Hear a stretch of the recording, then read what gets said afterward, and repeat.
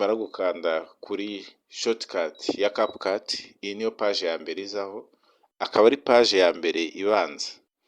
Iyo ukiyifungura hari ibice bitandukanye ugenda ubona, hari nk'aha ngaha create a project cyangwa tangira ukore projet yawe cyangwa video ugiye gukora.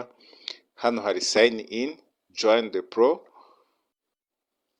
Join the pro ni ukujya kuri ya option ya CapCut yishyurwa, ariko iyo utayikanzeho uguma uri kuri CapCut iri free cyangwa itishyurwa. Hano ni home, iyo uhakanze ujya kuri home page. Hano hari IO video maker. IO video maker nayo ni igice cya CapCut, ariko ntabwo aricyo kiduraje ishinga uyu munsi. Uyu munsi turaza gukora video mu buryo busanzwe tudakoresheje artificial intelligence. Hano hariho record screen, ushatse ushobora kurekodinga screen y'ibintu uri gukora ako kanya. Nabyo tuzabiraho mu zindi video zizakurikiraho, gusa nkuko nari nabibateguje, reka dutangire dukore video yacu. Tujye gutangira dukanda kuri create project, bityo ya klika video isa nkaho ifashe irarodinga, igahita ifungura page yaho tugiye gukorera. Mbere yuko dutangira gukora, ngiye kubereka bimwe mu bice tuzagenda dukoresha by'iyi page cyangwa ino CapCut. Igice cya mbere ni iki ngiki turi kubona twese, gifite ibice nakwita ko ari bine. Hari iki ngiki media, audio, text, stickers, effect, transaction. Media ni ahantu hari amavideo cyangwa ibyo turi bukoreshe dukora video yacu, kuko hari igihe dukora video ishobora kuba irimo amafoto n'ibindi bitandukanye. Hano hari import. Import ni uburyo bukoreshwa bwo kuba wafata amavideo yarari kuri computer cyangwa ahandi hantu, ukaba wayazana muri iyi application kugira ngo uze kuyakoresha uyabyaze indi video bitewe n'icyo ushaka. Hano hari agace kanditseho play.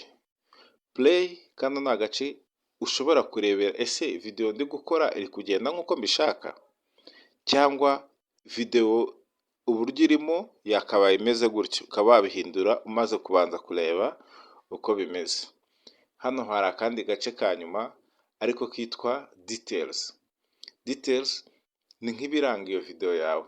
Hano hari izina ushobora guhindura bitewe n'uko ubishaka, ariko igihe cyo kurihindura ni igihe ugiye kuyimportinga cyangwa igihe ugiye kuyikura muri CapCut ukayitunga ku ruhande cyangwa kuri computer yawe itakiri muri iyo application. Hano hari path. Path ni nk'ahantu iyo video uri gukora igenda ikaba saved, ukaba wayihafata. Ahandi ni aspect ratio, ushaka kuyihindura bitewe n'uburyo uyishakamo, niba ushaka kwenda iza kuza iri muri forma yo kujya kuri YouTube, Instagram n'ubundi buryo. So ibi ni nka bimwe mu by'ingenzi tugiye kurebera hamwe, kuko iyi application CapCut ifite ubushobozi bwo gukora ibintu byinshi bitandukanye, byose tutabirebera hamwe muri video ntoya. So abakijoining iyi YouTube channel nabasaba gukora subscribe, kandi n'abashyashya nkaba nabashishikariza gukora subscribe, abayikoze nkaba nkomeza kubashimira. Tugiye gutangira ikindi gice gikurikiyeho cyo gushaka ibyo tugiye gukoresha muri video yacu. Icyo gice turagikorera ahantu hitwa import. Ugikanda kuri import, tugezaho gatoya ikarodinga kugira ngo ikwereke icyo ushaka, ihita ifungura agace kameze nko kukwereka computer cyangwa ibice bigiye bigize computer, aho ushobora gufata ikintu ushaka gukoresha. Urugero reka nze tugenda nko muri download, tujye gupikinga ibintu uko nshatse, yenda ntakurikije, ngamfate yenda njye muri download, ngamfate ngiyi Nyarugenge na Gasabo. Ni video mfashe ngiye kuyimportinga, nizeho n'importinga murahita mubona ko ha-creatinze agace kaho ishobora kuba display, ariko no muri media irahitizamo. Iyi ni video nshobora guplayinga uko nshatse, tukayireba iri kuba played. Hano bari kukwereka ko ishobora kuba iri played, ukumva ko n'amajwi ari kugenda asohoka. iyi ni video, so ushobora kwimpotinga n'iki n'amafoto ukaba wayongera muri ya video. Kafate urugero iyi ngiyi, iyi ngiyi, fata iyi ngiyi nta kibazo, nyizane. Noneho iyo umaze gushyiraho amavideo, ushatse ufata cya kintu twa creatingaga tukaba twakora mu buryo tugenda tubitondeka uko tubishatse. Ubu ngubu uko turi kubigaragara iri guplayinga ariko tutabona option. Hano hari ahantu ushobora gukanda handitse ngo preview. Iyo ukanze kuri preview bagenda bakwereka guides cyangwa show, sibyo? Iyo hakanze bakwereka amadetail agiye atandukanye. Dukande hano,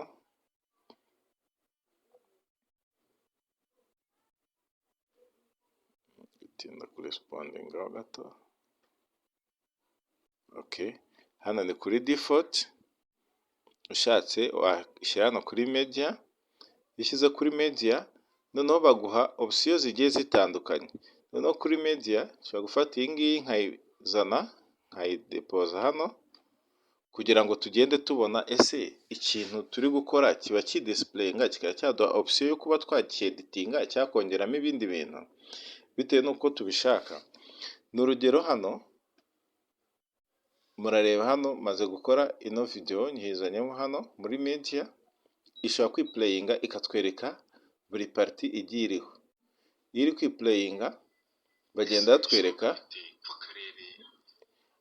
ibice bigiye bitandukanye. Hano bakanagenda batwereka yuko video igenda yiplayinga bitewe n'ibyo ushaka. Kanageze nka hano imbere kugira ngo murebe ko iyi video turi guplayinga irimo amafoto n'amajwi. Hano hari ibintu bigiye bitandukanye. Hano hari option ya mbere yo kuba wayilockinga, ukaba wayifunga ntagire umuntu ugira icyo editingaho. Hano hari hide. Iyo harimo video ushobora gukanda kuri hide ikidisplayinga wumva amajwi gusa ariko nta video irimo iragenda iba. So hano hari kuba wa mutinga micro, ni ukuvuga ya video wari uri kureba ushobora gutuma ikinika ariko nta majwi arimo. Ari byo ibi ngibi turi kugenda tubona. Ushobora gukina video ikagenda iba played, ariko hano niho uri kurebera niba video iri kuba played kuko bakwereka uko ingana n'umunota igezeho. Ishobora kuba iri kuba played ariko cyangwa iri kwikina cyangwa uri kwikina ariko amajwi adahita, kuko hano nabanjije gukupa mikoro cyangwa nayigize mute. Hano hari izindi option ushobora kuba wakongera ukaba yenda wareba wave ya audio, ukaba wayihindura size n'iki bitewe n'uko ubishatse. So iki ntabwo ari yo detail nashaka kubereka. Nashaka kubereka ukuntu muri CapCut iri guplayinga kuri computer ushobora kuba waplayingiraho video ariko ukaba wanayeditinga ukongeramo ibindi. Muri ubwo buryo bwo kongeramo ibindi, ngiye gufata iyi foto, kamfata iyi foto nyizane nyishyire nda nka hano imbere. Nshobora kuyishyira hano imbere, noneho ya video nijya kuba played harabanza ifoto ibanza iceho. Nshobora no kuba nakora izindi option yenda abantu bakora video bamwe na bamwe batazi. Ushobora gufata ino foto nkaba nayizana nkayishyira ahantu muri ya video, ariko nkaza guhitamo kwitaza ko video iri bube played na ya foto irimo hagati cyangwa nkayishyira ku ruhande. Urabona hano nteganyije video na ya foto aho iri, uri kubona ko ifoto iri hejuru inyuma harimo video, ariko hano hari option zo kuba wahindura ingano ya video. Nkuko nayo mbibetse, iyi video nshobora kuyifata nkaba nayishyira hano ku ruhande, zikaba ari video ebyiri ziplayinga. irimo hano isa nkaho ari main ikaba yakwiplayinga, n'aka kari ku ruhande cyangwa iyi foto iri ku ruhande ikahaguma. Aha nshyize ifoto ushobora kuba kubikoresha nka bwa buryo ushobora kubona video iri kuba played cyangwa iri gukinwa, hakaba hari akantu ka logo kari hejuru kari kugenda kaza. Ni muri buno buryo umuntu aba yabikoze, agafata za video ku buryo video ebyiri zisa nkaho ziri kuba played icyarimwe cyangwa ziri gukinirwa icyarimwe, imwe akaba yayigira ntoya indi akayigira nini bitewe n'isa nkaho iri principal iri gusobanura indi cyangwa ituma n'indi ibaho. Ubu ni buryo wa playinga video cyangwa kuba playinga video uri no gushyiramo amashusho cyangwa izindi video bitewe n'uko ushaka ko ikintu kiba. Nk'ubu ngubu umuntu ashobora kuba ari gukora ikiganiro ari kure n'undi ari kure, ariko ukaba ushaka ko bya biganiro bigaragara ko biri kuba, abantu bose bakababona bari ahantu hatandukanye, yaba ari record y'amavideo bifashe cyangwa iki, ushobora kubyongeramo. So muri make ni gutyo washyiraho video yenda nk'uko hano mashyize ifoto, ushobora kuhashyira indi video ikaba played, ariko ushobora no kuba wakeditinga iyi video irimo hano. Hano hari ama option ushobora kuba wakatinga, yenda ni urugero nshatse nkaza hano ngire hano mpagize nkakanda gutya, nkakanda akangaka, ni ukuvuga hano bakubwira ati delete the left side. Ubwo ni ukuvuga igice cy'ibumoso bw'aha ngaha nimpakanda kirahita gisibika. Sindi niba mubibonye ko hari igice gihise gisibika. Igice gisubitse kansubiza inyuma ni aka gace kabanza kariho, aka gace turi kubona ninkirika karahita kavaho, kuko ndaba nkiritse igice kiri kuri left side ya video yanjye. Kambanze negeze imbere ngeze aho karangiriye, ninkirikaho left side irahita ivaho, ariko video yacu ikomeze kuko hari agace ka mbere kari kagizwe n'ifoto ko sinahisemo ko kavaho, ko karagumaho. So ubu ngubu ni uburyo ushobora kweditinga igice kimwe cya video kikavaho, ugapikinga icyo ushatse bitewe n'aho ushatse. Ushobora no kuba wapikinga igice kirimo hagati muri video, nabyo tuzagenda tubireba dukoresheje ama option agiye atandukanye ari hano. Kuri uyu mwanya reka mbereke yenda uburyo wakwenseratingamo text muri video yawe. Hari ukuntu uba playinga video ariko hakaba hari na message izagiza.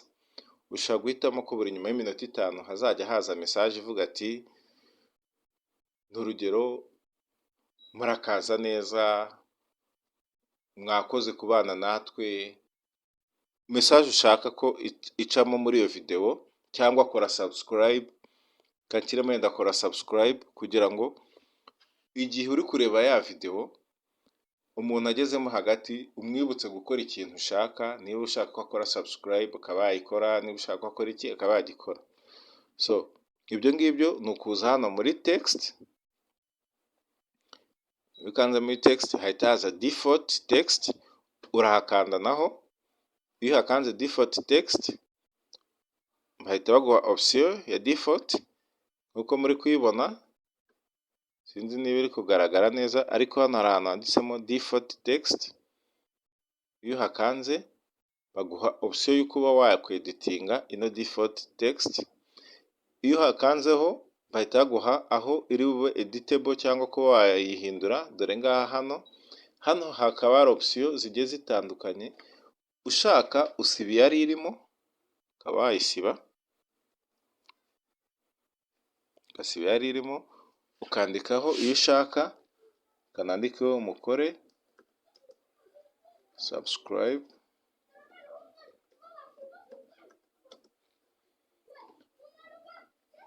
ukanandikaho mukore subscribe. Ahangaha hari size y'iryo jambo, uko ngenda ryongera murabona ko rigenda rihindura size. Nyuma yaho hano hari ama option agiye atandukanye. Ushobora guhitamo ko riza kuba ryanditse muri background color, hitamo yenda y'umutuku, kamitemo umutuku turebe uko riza kuba rimeze. Color iryanditse urabona ko umutuku ritagaragara neza, kamitemo umukara. Umukara nawe ndabona kandekemo umweru, umweru nyawo no uyu nguyu. Noneho hano hakaba hari andi ma option ushobora guhitamo y'imyandikire. Ushobora guhitamo ko riba ryanditswe gutya, ukabona ko ryanditse mu mukara ufite nka shadow y'umweru, akaba ariyo ndekamo ndabona gasa neza. Ariko hano hakaza n'ibindi byo kuba wahindura taye y'inyandiko bitewe n'uko ubishaka. So iyo umaze kubikora ushatse wahinduraho ushaka ko ino text yawe iza kuba iri, kandi nk'uyimanura hasi kansubiza inyuma, mfashe itariyo, dore ngiyi text yacu, ngiye kuyimanura hasi, kanyishyiremo hano hagati na hagati. So hano muri kuyibona irimo hagati na hagati, ariko iri agace kabanza. Hano rero nshobora guhindura uko nshaka, nkaba navuga ati yenda irava ku munota video igitangira ize igere hanyuma y'amasegonda imareho umunota umwe, nyuma y'umunota umwe igire ivemo, kanyikopiye yongere kugaruka nyuma y'undi munota ni pasting. Noneho akaba ari message ushaka gusetinga ukavuga ati izageza nyuma y'umunota umwe, imaremo umunota yibutsa abantu gukora subscribe, ivemo ize kugaruka ikindi gihe. So ubu ni bumwe mu buryo ushobora kuba washyiramo message ushaka ko displayinga hasi kuri video, ikaba yazaho ikaza kongera ikavaho. Reka duse nka playinga video yacu yose turebe ese biri kugenda nk'uko tubishaka. Can playing, urabona ugitangira video biri kukwerekaho iri kwibutsa abantu ati mukore subscribe, imaze amasegonda 5 igenda. Dushaka kureba niba nyuma y'umunota iri buze kuvamo, nangahe iracyarimo nubwo hari indi message muri ya video iri kwidisplayinga inyuma. Katwihutishemo gato, twihutishe tugeze hano turebe ko ikomeza guplayinga. Ubu ngubu imaze amasegonda 48, abona ko aho igeze isa nkaho yenda kurangira. Twihanganaho gato turebe nirangira ese iyi message irahita ivamo yanditse mukore subscribe, turebe ko ikora indi mwanya itarimo.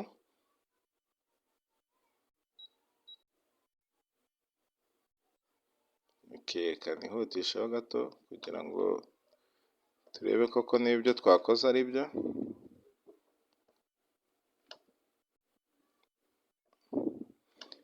Urabona ko hano tugeze iri kuba played, ariko ya message ya mukore subscribe ntayirimo, iraza kongera kuzamo bigeze hano. So ubu ngubu ni bumwe mu buryo tubonye uburyo wakongera ufata media ukaziteranya zitandukanye ukongeramo na text. Video itaha tuzareba uburyo twakongeramo audio. Muri video twari dusanzwe twahindura video audio yari irimo tukongeramo indi dushaka, tunareba uburyo twashyiramo ama stickers, ama effect, ama transaction yenda bamwe mu batayazi, hari ukuntu video ijya kuvamo hagacamo ikindi kintu kimeze nk'ikirango cyangwa uburyo amafoto agenda ahinduranyaho. Iyo niyo transaction, kugenda uhinduranya ibintu bitewe n'icyo ushaka. So rero iyo umaze gukora video nk'uku nguku, haba hasigaye ikintu kimwe, ni ukuyi-exporting. Ku-exporting ni nko kuyikura muri ino application noneho ukayishyira aho ushaka. Reka mbereke, ukanda uza hano muri ino nguni yanditseho export, ukahakanda.